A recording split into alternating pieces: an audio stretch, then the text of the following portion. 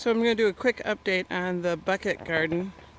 The totes are both full. We've had plenty of rain and they seem to be working really well. The water comes in to the main bucket, which has a float in it, so the water level stays the same. And then the bottom bucket, the green bucket, has a hole on either side with a connector to the next, its partner, and the water flows down all the way to the end, to the buckets. We didn't mix the mixture right this year. Forgot to add the lime.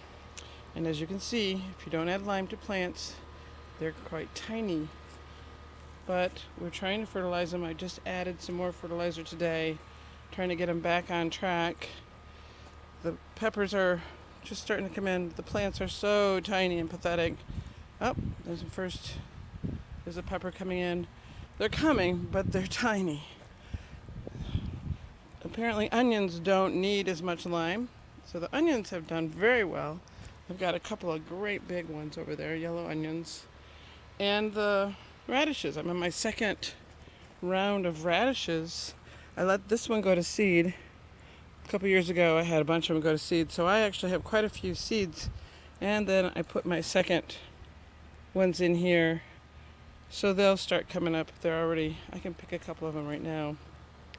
Shallots. There's a nice eggplant, but again, the plant is so small because it's missing lime. You can particularly see it in the tomatoes.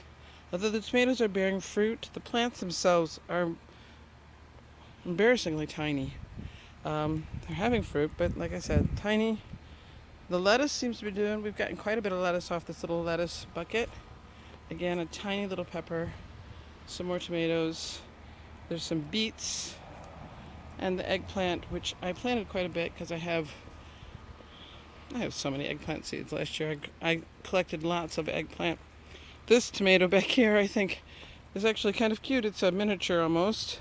We're trying an experiment where instead of painting the bucket, we'll put insulation around the outside, keep the sun. The paint is to keep the sun out so that the water in the bottom doesn't mold or grow green things, as it were. And so we thought maybe we'd try this one. Although I think because it is at the end of the line, maybe the mixture was wrong. Who knows? We've trusted the soil and it does seem to be low on potassium and a little bit on lime. I just turned up the water flow to get the water running through these, so you can see at the ends the buckets are dripping. I wanted to kind of recycle some of the water. I added fertilizer to the water and wanted it to distribute through all the buckets. It's a pretty slow process. It hasn't gotten down to this one quite yet. So that's an update on the buckets. They're going to produce, but the soil content is clearly critical. Oh, one last thing. Look at these onions, aren't those super? Carrots do great. They don't seem to care about the mixture of the lime.